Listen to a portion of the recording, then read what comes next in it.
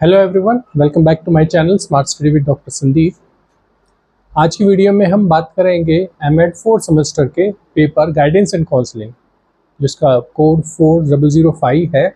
इसके previous papers का solution. आज हमारे पास जो क्वेश्चन पेपर है वो जून 2022 का है, guidance and counselling paper code 4005। MEd के सेकेंड और फोर्थ सेमेस्टर के एग्जामिनेशन का सीसीएस यूनिवर्सिटी का शेड्यूल आ चुका है, तो प्रीवियस ईयर के जो क्वेश्चन पेपर्स हैं उनके सॉल्यूशन लेकर चलेंगे। और आज स्टार्ट करते हैं गाइडेंस एंड काउंसलिंग के सॉल्यूशन को लेकर। पहले बात करते हैं, जब क्वेश्चन पेपर है हमारा वो 3 पार्ट्स में डिवाइडेड है, सेक्शन ए, सेक्शन बी और section C. Section A short answer type question, section B long answer type question और section C very long essay type questions है। बात करते हैं सेक्शन ए के बारे में, तो हमारा जो फर्स्ट क्वेश्चन है इसमें वो कह रहा है what are the objectives of an effective guidance programme, कि एक प्रभावी मार्गदर्शन कार्यक्रम के उद्देश्य क्या है। तो जब हम बात करते हैं मार्गदर्शन के बारे में यानी कि गाइडेंस के बारे में, तो हमें ध्यान रखना पड़ेगा कि गाइडेंस और काउंसलिंग में यानी निर्देशन और परामर्श में पूरा पेपर इसी चीज़ पर है। तो इसके बेसिक से लेकर इसके डिफरेंस, इसका नेचर, इसका स्कोप, सारी चीज़ें जो हैं, कैरेक्टरिस्टिक्स, इसकी थ्योरीज, इसकी एप्लीकेशन, इम्प्लीमेंटेशन, ये सारी चीज़ें इसमें आती ही हैं। तो पहले में आया है objectives of an effective guidance programme, प्रभावशाली मार्गदर्शन।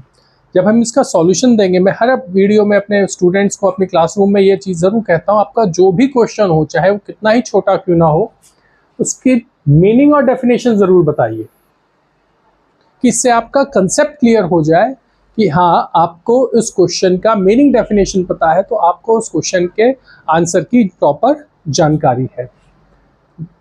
मीनिंग और डेफिनेशन बताएंगे हम गाइडेंस की, फिर इफेक्टिव गाइडेंस के बारे में बताएं। देखिए, जब हम बात करते हैं टीचिंग की तो एक जनरल कंसेप्ट आ जाता है टीचिंग, लेकिन अगर हम उसमें इफेक्टिव जोड़ दें, इफेक्टिव टीचिंग, तो उसका कंसेप्ट टोटली चेंज हो जाता है। ऐसे ही जब हम बात कर रहे हैं गाइडेंस की, तो गाइडेंस जनरल तरीके से बात की जा रही है, लेकिन जब हम इफेक्टिव गाइडेंस के साथ जोड़ देते हैं तो वो और ज़्यादा प्रभावशाली हो जाती है। यानी कि जिन उद्देश्यों को लेकर हम उनके बच्चे की गाइडेंस कर रहे हैं, परामर्श दे रहे हैं, वो पूरा उद्देश्यों को प्राप्त कर रहा है। फिर उसके ऑब्जेक्टिव्स बताएंगे इफेक्टिव गाइडेंस के, जो मेन क्वेश्चन में पूछा गया है। उसके बाद हमारा सेकंड क्वेश्चन आता है, highlight the significance of case conference method. Case conference method यानी कि केस सम्मेलन विधि in counselling of an individual.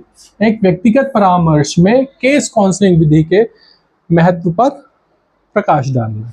यहाँ पर 2 चीजें आई हैं, पहला है कॉन्फ्रेंस मेथड और इंडिविजुअल मेथड, कि केस कॉन्फ्रेंस मेथड कैसे हमें हेल्प करता है बच्चे की, किसी भी पर्सन की गाइड काउंसलिंग करने के लिए। तो एक इंडिविजुअल और एक कॉन्फ्रेंसिंग, यानी कि एकल काउंसलिंग में कैसे हमें कॉन्फ्रेंसिंग हेल्प करती है, उसके ऊपर पूरा प्रकाश डालना है। तो वही चीज़ मीनिंग डेफिनेशन बताएंगे हम अलग अलग, कॉन्फ्रेंस मेथड की और इंडिविजुअल मेथड की ऑफ काउंसलिंग। फिर डिस्क्राइब करेंगे significance of conference method, how can conference method help in counselling of an individual, कि कॉन्फ्रेंस मेथड कैसे एकल काउंसलिंग में हमें हेल्प कर रहा है। तीसरा क्वेश्चन आता है हमारा, what are the objectives of career melas which are organised by various institutions these days. इन दिनों विभिन्न संस्थानों द्वारा आयोजित किए जाने वाले कैरियर मेलों के क्या उद्देश्य हैं। तो जब हम इस क्वेश्चन का आंसर देंगे तो हमें पहले समझाना पड़ेगा कैरियर मेलाज है क्या, इसका कंसेप्ट क्या है, इसकी नीड क्या है, इसके ऑब्जेक्टिव्स क्या है, इसके प्रिंसिपल्स क्या है जनरली, क्योंकि 2 मार्क्स का क्वेश्चन है, बहुत लंबा नहीं खींचेंगे। और फिर उसके ऑब्जेक्टिव्स, नीड्स, इम्पोर्टेंस कि जो रोजगार मेला साधारण भाषा में अगर बात की जाए तो हम उसी के बारे में यहाँ पर क्वेश्चन पूछा गया है। फिर बात आती है highlight the difference between testing and non testing device which are employed for an appraisal of the individual. एक व्यक्तिगत मूल्यांकन हेतु उपयोग में लाई जाने वाली परीक्षण तथा गैर परीक्षण युक्तियों के बीच पर प्रकाश डालिए। Testing and non testing for appraisal. तो यहाँ पर पहले हमें बताना पड़ेगा टेस्टिंग और नॉन टेस्टिंग डिवाइसेस है क्या, परीक्षण और गैर परीक्षण वाली, जो कि हम उपयोग में लाते हैं किसके लिए, व्यक्तिगत मूल्यांकन की, इंडिविजुअल के इवैल्यूएशन के लिए जो हम टेक्निक्स यूज करते हैं, जो डिवाइसेस यूज करते हैं टेस्टिंग के लिए वो, और नॉन टेस्टिंग डिवाइसेस जो है उनके बीच में डिफरेंसेस हमें बताने हैं। सेक्शन ए में यही 4 क्वेश्चन है। फिर बात आती है सेक्शन बी की, short answer type question. Section B में हमारे आते हैं 2 क्वेश्चन अटेम्प्ट करने हैं। पहला क्वेश्चन है discuss the sociological basis of guidance with special reference to the context of socialisation and social milieu context, यानी समाजीकरण तथा सामाजिक परिवेश के संदर्भ में अवधारणाओं की विशेष संदर्भ मार्गदर्शन का समाजशास्त्रीय आधार परिचर्चा कीजिए। यानी कि जो हमारा सोशियोलॉजिकल बेस है गाइडेंस एंड काउंसलिंग के लिए, उसका परसेप्शन देना है। तो हमें वही चीज गाइडेंस की मीनिंग बताना है, meaning and definition of guidance, फिर एक्सप्लेन करना है how guidance is depend on the sociological basis of guidance, यानी कि जो परामर्श का समाजशास्त्रीय आधार है, समाजशास्त्र के अनुसार गाइडेंस का जो कंसेप्ट आता है वो एक्सप्लेन करना है, और फिर डिस्कस करना है उसे विद रिस्पेक्ट टू सोशलाइजेशन, बच्चे के सामाजिकरण के साथ उसका सहसंबंध स्थापित करना है। फिर बात आती है अगला question, differentiate between the terms attitude and aptitude. How are these construct measures? Give example to illustrate the difference in situation in which these tools are employed। यानी रवैया तथा योग्यता के बीच में। एटीट्यूड, एप्टीट्यूड बड़ा जनरल सा वर्ड यूज करते हैं हम डेली रूटीन में, लेकिन जब हम बात करते हैं इसे एजुकेशन की टर्म्स में तो इसका कंसेप्ट टोटली चेंज हो जाता है। तो यहाँ पर हमें एटीट्यूड और एप्टीट्यूड, योग्यता और रवैया, दोनों का अर्थ परिभाषा अलग अलग समझानी है। Then differentiate them with example, उदाहरणों के साथ अपने बात को समझाना, एटीट्यूड और एप्टीट्यूड दोनों के लिए। फिर बात आती है इनका मेजरमेंट की टेक्निक्स कौन कौन सी हैं, इनका मापन और मूल्यांकन, दोनों चीजें ले लेते हैं साथ में कि इनका मापन किस प्रकार से कर सकते हैं, इनका मूल्यांकन किस प्रकार से करते हैं, कौन से विधियां हैं जिनसे हम एटीट्यूड एप्टीट्यूड का मापन करते हैं, और implementation of tools with example, जो हम मनोवैज्ञानिक परीक्षण कर रहे हैं इनके मापन मूल्यांकन के लिए, उसको करने में क्या क्या सावधानियां हमें बरतनी है, कैसे लागू किया जाता है, कैसे इम्प्लीमेंट किया जाता है, उसके जितने भी स्टेप्स हैं वो सारे हमें यहाँ पर एक्सप्लेन करने हैं। नेक्स्ट क्वेश्चन आता है हमारा, discuss the role of school counsellor in the present time. What are the characteristics of an effective counselor? यहाँ पर फिर से वही चीज आ गई, इफेक्टिव वर्ड आ गया है, प्रभावशाली, कि वर्तमान समय में विद्यालय परामर्शदाता की भूमिका की चर्चा कीजिए। एक प्रभावी परामर्शदाता की विशेषताएं क्या होती हैं?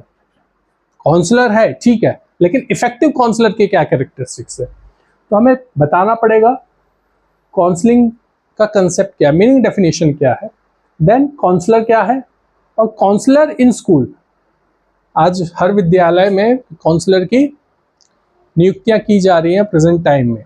तो उस काउंसलर के लिए क्या कार्य है, क्या जिम्मेदारी है, क्या नैतिक जिम्मेदारियां हैं, इफेक्टिव काउंसलिंग कैसे होगी, और उस काउंसलर के क्या क्या कैरेक्टरिस्टिक्स हैं, क्या क्या विशेषताएं हैं। तो यहाँ पर अगर देखा जाए तो काउंसलिंग और काउंसलर से रिलेटेड सारी चीजें ही उसको एक क्वेश्चन में पूछ ली गई हैं। फिर बात आती है सेक्शन सी की। सेक्शन सी हमारा लॉन्ग ऐसे टाइप क्वेश्चन है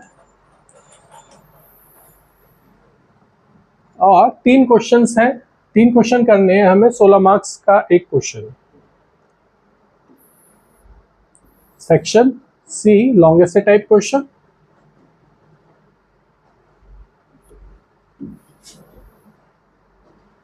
यहां पर फर्स्ट क्वेश्चन आता है, what are the major areas in which guidance is provided, describe each of these type of guidance clearly, bringing out the difference in scope each of these.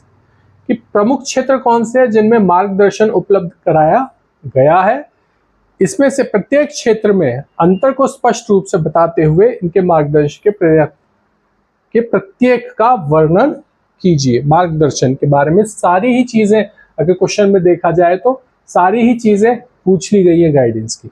तो फिर से वही चीज आती है जो मैं हमेशा कहता हूँ, मीनिंग डेफिनेशन जरूर बताइए। जिस क्वेश्चन के लिए, जिस वर्ड के लिए वो क्वेश्चन पूछा गया है उसके मीनिंग डेफिनेशन जरूर बताइए। तो यहाँ पर फिर से हमें गाइडेंस के बारे में पूरा बताना है। फिर एरियाज ऑफ गाइडेंस, उसका स्कोप, उसका नेचर, उसकी इंपॉर्टेंस, उसके टाइप्स, क्योंकि यहाँ पर स्पेशली टाइप्स पे फोकस किया गया है। तो फिर हमें टाइप्स को पूरा ब्रीफली एक्सप्लेन करेंगे उसके एरियाज के साथ। पूरा मतलब काउंसलिंग से रिलेटेड एक क्वेश्चन जो लॉन्ग में आ गया, इसमें हमें गाइडेंस से रिलेटेड सारे ही कंसेप्ट, उसका एरिया क्या है, उसके टाइप्स क्या है, उसके कैरेक्टरिस्टिक्स क्या है, उसका मेजरमेंट कैसे होता है, कैसे हमें काउंसलर के लिए काम करना पड़ता है, क्या कैरेक्टरिस्टिक्स है गाइडेंस की, वो सारी चीज़ें एक ही क्वेश्चन में आ गई हैं। फिर बात आती है, what is the need for collection of occupational information, what are the various sources of this information, what is the methods of classification of occupational information, how is this information disseminated। Hindi में व्यवसायिक जानकारी के संग्रह की आवश्यकता क्या है, इन जानकारियों के विभिन्न स्रोत क्या है, व्यवसायिक जानकारी के वर्गीकरण का तरीका क्या है, क्लासिफिकेशन का तरीका, और इन सूचनाओं को किस प्रकार प्रसारित की जाती है। सॉल्यूशंस में देखें तो हमें पूरा बताना पड़ेगा ऑक्यूपेशनल इंफॉर्मेशन क्या है। मीनिंग डेफिनेशन से स्टार्ट करेंगे। यहां पर हम ऑक्यूपेशन का अलग बता सकते हैं, इंफॉर्मेशन का मीनिंग डेफिनेशन अलग बता सकते हैं, और फिर बाद में इन दोनों को जोड़ सकते हैं। Then information and sources of information, उस सूचना के स्रोत क्या है। Explain briefly methods of classification of occupation, information and information dissemination, यानी कि हम जब किसी व्यवसाय की जानकारी इकट्ठी कर रहे हैं, सूचनाएं इकट्ठी कर रहे हैं, व्यवसाय व्यवसायिक की दोनों ही ले लेते हैं अगर, तो हम किन किन सोर्सेज से क्या क्या सूचनाएं एकत्रित कर रहे हैं, और उन सूचनाओं को एकत्रित करने के बाद हम उनका संग्रह किस प्रकार से कर रहे हैं, संग्रह करने के हमारे कौन से तरीके हैं, वो सारा डिस्क्राइब आएगा, और फिर उनका हम किस प्रकार से यूज कर रहे हैं, प्रचार प्रसार कर रहे हैं, एडवर्टीजमेंट कर रहे हैं, तो वो सारी चीजें इसमें कंप्लीट हो जाएगी। उसके बाद नेक्स्ट क्वेश्चन आता है हमारा, discuss the major features of client centred therapy given by Carl Rogers. की कार्ल रॉजर्स की क्लाइंट सेंटर्ड थेरेपी क्या है, what is it is called non directive approach, what are the methods employed in this therapy, discuss the implementation of this approach for student teacher relationship। कि Carl Rogers द्वारा दी गई ग्राहक केंद्रित चिकित्सा की विशेषताओं की चर्चा कीजिए। इसे गैर निर्देशक दृष्टिकोण क्यों कहा जाता है और यह चिकित्सा के इस प्रकार के तरीकों को अपनाया जाता है। लास्ट में है विद्यार्थी शिक्षक संबंध के लिए इस दृष्टिकोण के प्रभावों की चर्चा कीजिए। तो एक ही क्वेश्चन में उन्होंने थ्योरी भी पूछ ली, उन्होंने नॉन डायरेक्टिव अप्रोच क्यों कहा जाता है ये कंप्लीशन भी आ गया, टीचर स्टूडेंट रिलेशनशिप भी आ गई और उसके मेथड्स ऑफ थेरेपी भी आ गए। तो हमें यहाँ पर पहले तो पूरी client centred therapy, Karl Rogers ने जो थेरेपी बताई है उसका पूरा डिस्क्रिप्शन देना है। डिस्क्रिप्शन के बाद वो क्यों नॉन डायरेक्टिव अप्रोच कहलाती है ये भी एक्सप्लेनेशन दिया जाएगा साथ ही। फिर मेथड्स एम्प्लॉयड इन थेरेपी, उस थेरेपी में कौन कौन से मेथड्स का उपयोग किया गया है। Then implementation for teacher students relationship, teacher और स्टूडेंट के जो रिलेशनशिप है उनमें के लिए, उन संबंधों के लिए, टीचर स्टूडेंट के बीच संबंध है उसके लिए क्लाइंट सेंटर्ड थेरेपी कैसे संबंध स्थापित कराने में हेल्पफुल हो रही है, कैसे उनके संबंधों को प्रगाढ़ बना रही है, ये हमें पूरा आंसर मिलेगा। इसके बाद बात आती है discuss the meaning and purpose of group counselling technique. अब बात आ जाती है ग्रुप काउंसलिंग टेक्निक की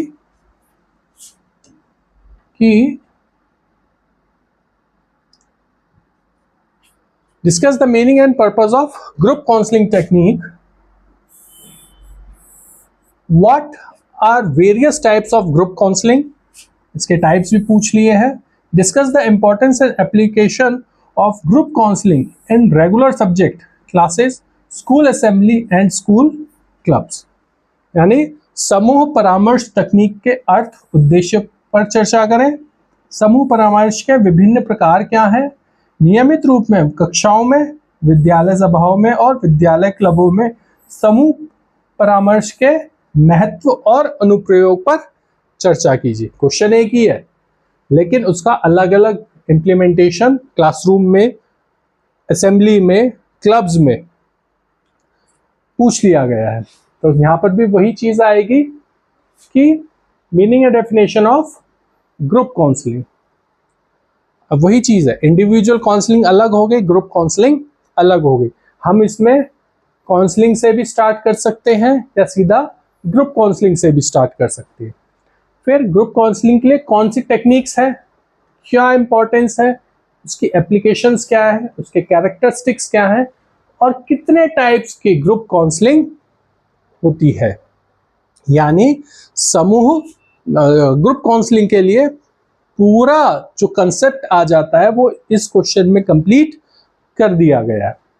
application of group counselling in classes, assembly and school clubs, कि कक्षाओं में, एक क्लासरूम के अंदर कैसे हम ग्रुप काउंसलिंग यूज कर सकते हैं, असेंबली में कैसे यूज करते हैं, क्या इम्प्लीमेंटेशन है, क्या एप्लीकेशंस है, कैसे हम क्लब्स में, यहाँ पर स्कूल क्लब्स हैं जो हाउसेज होते हैं उनमें कैसे इंप्लीमेंट किया जाए, असेंबली में कैसे इंप्लीमेंट किया जाए, उनके इम्प्लीमेंटेशंस के क्या कैरेक्टरिस्टिक्स हैं, कैसे ग्रुप काउंसलिंग बच्चे के डेवलपमेंट में हेल्पफुल होती है। तो जितने भी पहलू आते हैं ग्रुप काउंसलिंग के इन रेस्पेक्ट टू स्टूडेंट्स वो सारे ही इस क्वेश्चन में इंक्लूड कर दिए गए हैं। और फिर लास्ट क्वेश्चन आता है हमारा, what is the importance to undertaken research in the area of guidance and counselling, यानी कि मार्गदर्शन और परामर्श के क्षेत्र में अनुसंधान करना क्यों महत्वपूर्ण है। अब ये क्वेश्चन रिसर्च से जुड़ गया है। Indicate the major themes of research in this area to and elaborate these. Highlight the research trends and also issues related to areas of guidance and counseling. कि इस क्षेत्र में अनुसंधान के प्रमुख विषयों को इंगित करें, इन्हें विस्तृत करें, अनुसंधान प्रवृत्तियों और परामर्श तथा मार्गदर्शन के क्षेत्र से संबंधित मुद्दों पर भी प्रकाश डालें। तो यहाँ पर एक क्वेश्चन में उन्होंने गाइडेंस एंड काउंसलिंग को रिसर्च के साथ भी कोरिलेट कर दिया कि क्यों होनी जरूरी है, क्या एरिया रहेगा, क्या स्कोप है। तो यहाँ पर हमें रिसर्च से स्टार्ट करना पड़ेगा, एक जनरल आइडिया बताएंगे रिसर्च का मीनिंग, डेफिनेशन, फिर need and importance of research in guidance and counselling. Guidance and counselling के क्षेत्र में, निर्देशन और परामर्श के क्षेत्र में शोध की क्या आवश्यकताएं हैं, क्यों जरूरी है आज के वर्तमान समय में। मेजर थीम्स, अब जब हम एरिया सोचेंगे तो उससे रिलेटेड हमें थीम्स भी सोचने पड़ेंगे, वो थीम भी मेंशन करने पड़ेंगे। फिर उसके रिसर्च ट्रेंड्स प्रेजेंट क्या है, issues in guidance and counselling research, कि गाइड निर्देशन और परामर्श में जब हम शोध कर रहे हैं तो इस शोध में को करने में क्या क्या समस्याएं हैं, क्या क्या दिक्कतें आएंगी। तो इन जनरली अगर देखा जाए तो जो क्वेश्चन पेपर है गाइडेंस एंड काउंसलिंग का ही है, सिंपल सा है, सारी चीज इसी पर ही आकर रुक जाती है कि हमें गाइडेंस और काउंसलिंग किस तरीके से करनी है, क्या प्रिंसिपल्स होते हैं, क्या थ्योरीज होती है, कैसे हम स्टूडेंट्स की काउंसलिंग और डायरेक्शंस, काउंसलिंग और निर्देशन देने के लिए, परामर्श देने के लिए कैसे क्या चीज़ें टेक्निक्स यूज करेंगे, मूल्यांकन किस प्रकार से होगा। लेकिन अगर हम इन्हीं चीज़ों को प्रैक्टिकल लाइफ में भी अप्लाई कर कर देखें तो हाँ, गाइडेंस एंड काउंसलिंग एक बहुत इंपॉर्टेंट पेपर है जिसका हमारी थ्योरी के साथ साथ प्रैक्टिकल लाइफ में भी बड़ा इंपॉर्टेंट रोल प्ले होता है। इस वीडियो में इतना ही, मिलते हैं अगली वीडियो में नए क्वेश्चन पेपर के साथ, नए सब्जेक्ट के साथ। तब तक के लिए धन्यवाद।